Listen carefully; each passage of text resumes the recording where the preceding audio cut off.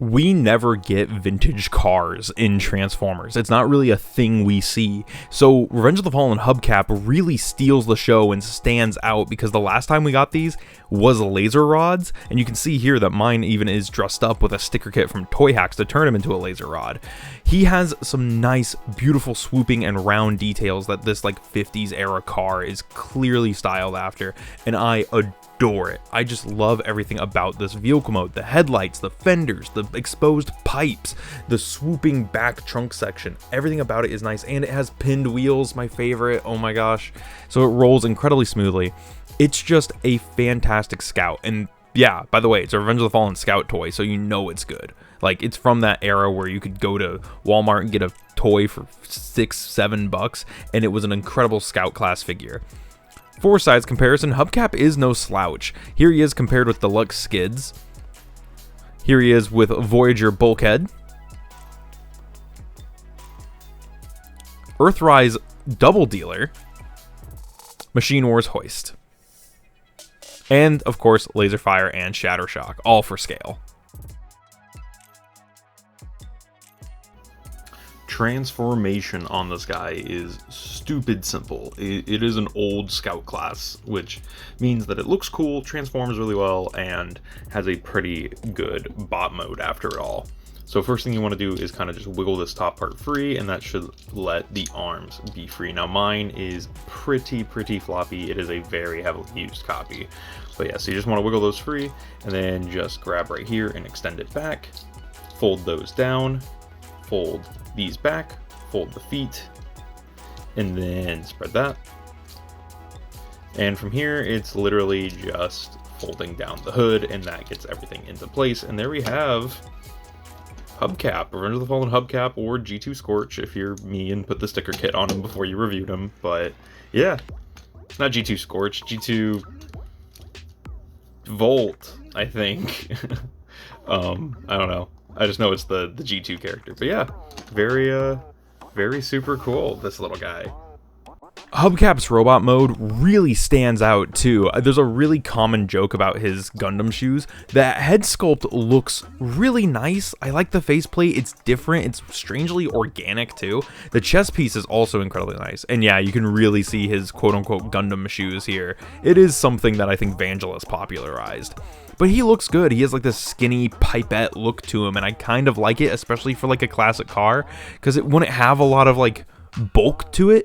And yeah, looking at the back, you can see that he wears his kibble everywhere. He's a movie 2 toy and a Scout class, so not a lot of it folds up or really hides. But he still wears it incredibly well and looks good. Imposability is pretty decent on this guy. I wish his knees were a little lower, but aside from that, he does like get into poses extremely well. And he even has universal shoulders and hips, which was kind of different for the time. No ball joints like at the shoulders and hips. That's insane. Here he is, of course, with Machine Wars Hoist. Legacy Animated Prowl. You can see he's almost the same size as him. Legacy Animated Bumblebee. Leader Class Scourge here, just to kind of show what he's like next to one of those. And Laserfire and Shattershock.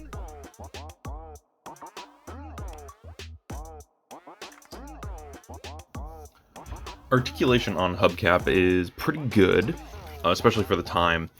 And for the Scouts, it's also fairly decent. So he has a ball jointed neck, so he can look up pretty far, look down a little bit, and of course side to side pretty far. He does have this plate on the back of his head, which makes it a little difficult to kind of get in there and move stuff. As far as the shoulders go, he has universal shoulders and hips, so they go all the way around. They go out about that far, go in pretty far, and then he has ball jointed elbows. Mine are pretty loose. I need to tighten those up.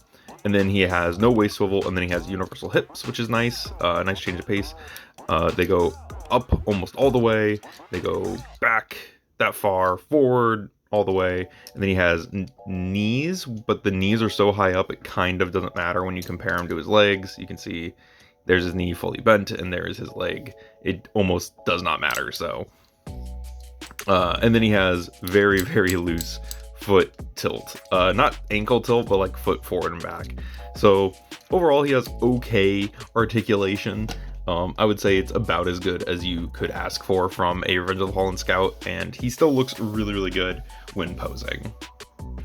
The Revenge of the Fallen Scouts are something I have a lot of nostalgia for, and I know a lot of people like around my age also have nostalgia for them because they're fun. Like, I still have a couple of these from my childhood, that being Hubcap and Beachcomber, and I think they're awesome, and they fit in with like the Rise of the Beast stuff because they have that slightly more G1-y look to them, and so like these work perfect with collections like that. Like next to my Studio Series stuff, this looks great, and I really love displaying them on the shelf together. I think Hubcap is an amazing addition to a Rise of the Beast shelf. I think Hubcap's an amazing addition to a movie shelf in general. Any of the Revenge of the Fallen Scout classes are, because they're all really good and solid toys.